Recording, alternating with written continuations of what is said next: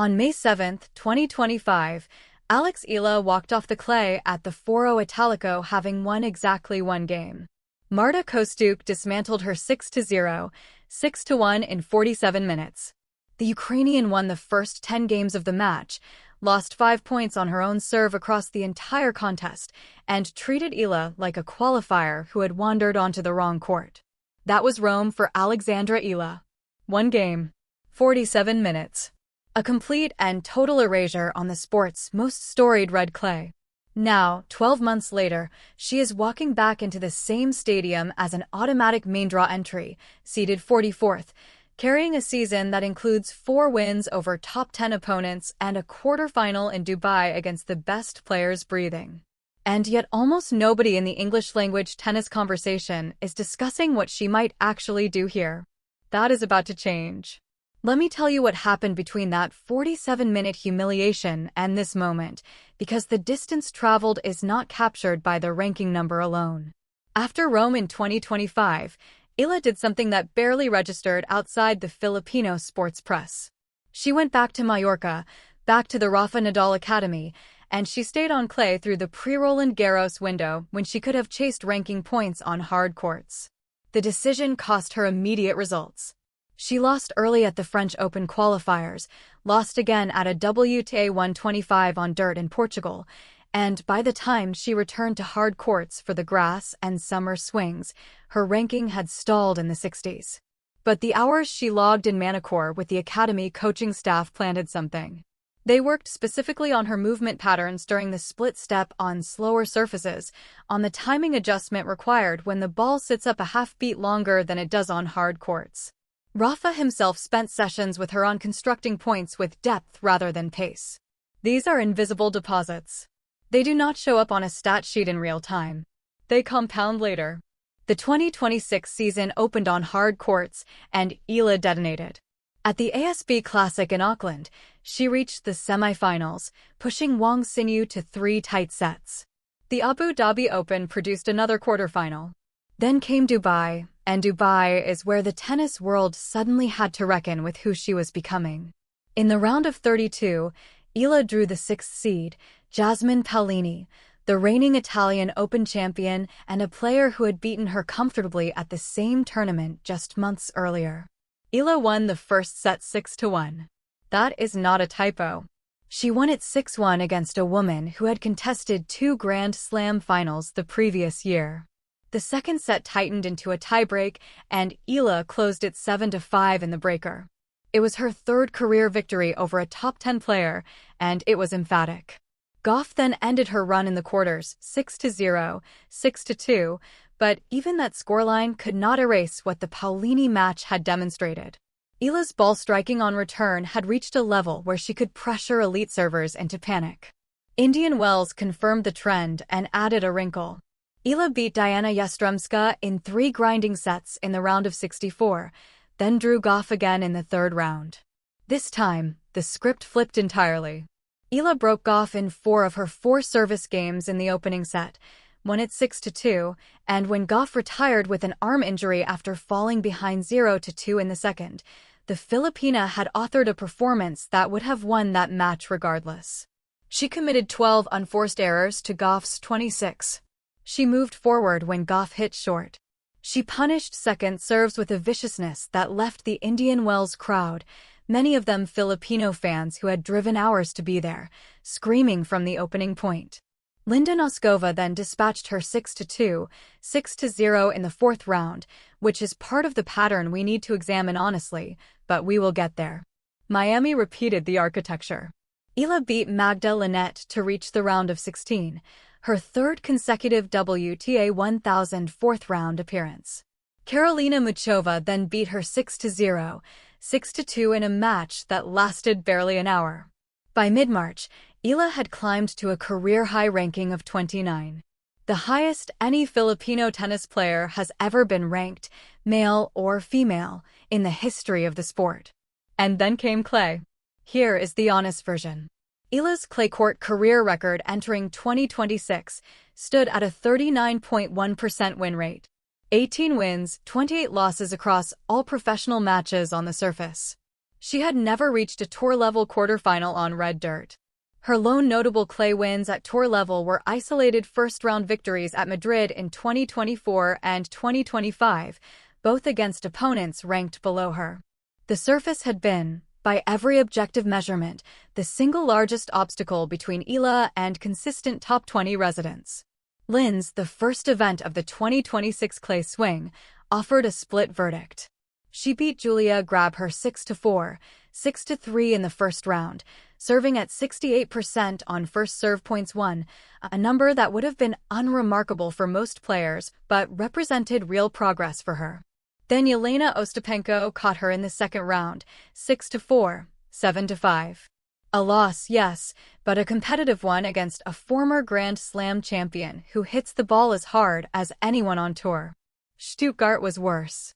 Leylah Fernandez, another lefty, dismantled her 6-1, 6-4 in a match Fernandez later described as feeling like playing a mirror. That description is instructive. When Eala faces an opponent with similar angles and spin patterns, she loses the asymmetry that usually makes her so difficult to read. Madrid, though. Madrid is where things shifted.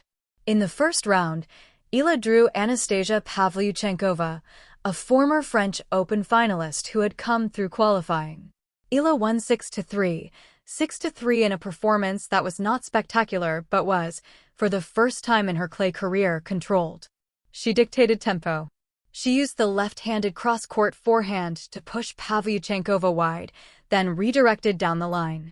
She built points in sequences of 4 and 5 shots rather than hoping for an error on the second. Pavlyuchenkova, who has spent 15 years playing on European clay, said something remarkable in her post-match press conference. She told Russian media that Eala plays a very consistent style without any wow shots or serves, but described it as quite a Spanish style of tennis, which is what is needed on clay. A former French Open finalist, someone who has won 3 WTA titles on red dirt, looked at Eala's game and saw clay court architecture. Mertens then beat her 6-2, 6-1 in the second round, which looks bad on paper and was bad in reality. Mertens won 93% of first serve points in the opening set. But there is a distinction worth making between the Kostyuk loss in Rome 2025 and the Mertens loss in Madrid 2026. Against Kostyuk, Eala was passive. She waited for rallies to develop that never developed because Kostyuk hit through her immediately. Against Mertens, Eala competed on return, generated pressure in multiple service games, and was broken primarily because her own serve offered nothing free. The mechanism of the loss was different. She lost because Mertens served at an elite level and Eala could not hold serve under return pressure. That is a more specific, more fixable problem than the generalized helplessness of Rome 2025. So now she withdraws from the Catalonia Open, a WTA 125 event she was entered in for the week before Rome. She goes back to Mallorca. The Rafa Nadal Academy posts footage of her on clay, hitting with her team, big smiles, focused sessions. And the framing of this decision matters. Eala chose to sacrifice a smaller tournament where she might have accumulated ranking points and match wins in order to prepare specifically for Rome. That is a top-player decision. It is the kind of scheduling choice that Swiatek makes, that Sabalenka makes. It says something about how Eala and her team view the Italian Open this year. Not as a cameo appearance where she shows up and hopes to avoid a beating, but as a genuine competitive target. The draw will be 96 players deep. Sabalenka, Rybakina, Gauff, Swiatek, Pegula, Andreeva, Muchova, Osaka, Raducanu, Keys. Everyone is coming. Eala enters seeded around the 44 mark, which means she avoids the top 8 seeds until at least the third round. Her first-round opponent will not be determined until the draw is released 3 days before play begins. But whoever she faces, the Eala who walks onto the Foro Italico clay on May 5th or 6th will be carrying a fundamentally different toolkit than the one Kostyuk erased 12 months ago. Let me be specific about why. 3 things have changed technically, and 1 thing has changed psychologically. First, the serve. It remains her weakest shot, and anyone who tells you otherwise is not watching the matches. But the metrics have moved. At the Australian Open in January, Her first serve points won sat at 68%, up from 59% at the same slam the year before. She is not hitting harder necessarily, but she is placing the ball with greater intention on clay, using the kick serve into the backhand corner more effectively, and on first serves, targeting the tee with slice that skids low on the dirt. The serve will not win her matches at this tournament. It does not need to. It needs to be reliable enough to give her return game room to operate. Second, the movement. Eala was always quick, but quickness on hard courts and functional mobility on clay are different things.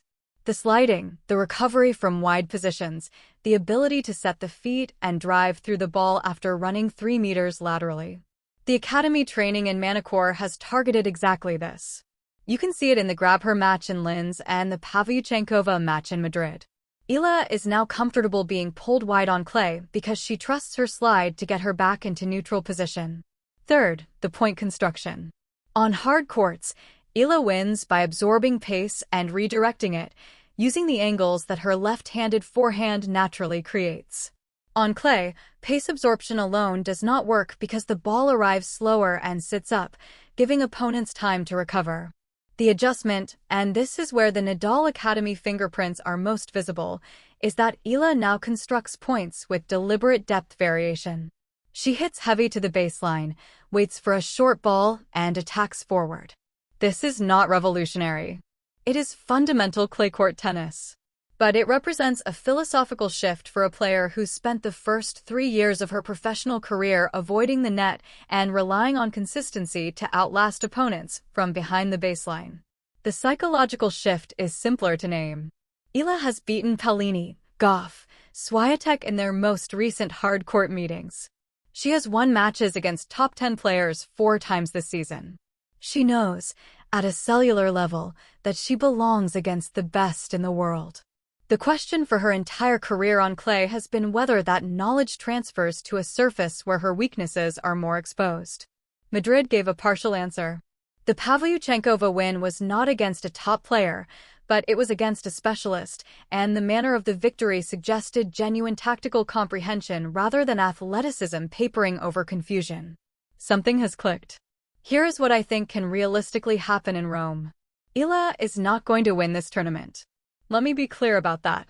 The serve deficit against the top seeds is too pronounced, and 2 weeks of preparation do not eliminate a career-long pattern of second-round exits on clay at the highest level. But she can win matches here. Multiple matches. If the draw gives her a beatable first-round opponent, and given her seeding it likely will, she can reach the 3rd round for the first time at a clay court WTA 1000 event. And in the 3rd round, against a seeded opponent between 8 and 16, she can compete. The return game is that good.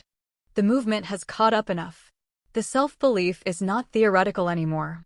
The other factor is the Foro Italico itself.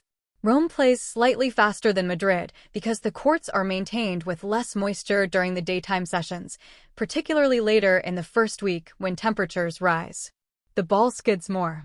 That benefits a player like Eala whose slice approach shots and low cross-court forehands gain effectiveness when the surface plays quicker. Rome at noon is not Roland Garros. It is not the heavy, high-bouncing clay that historically suffocates her game.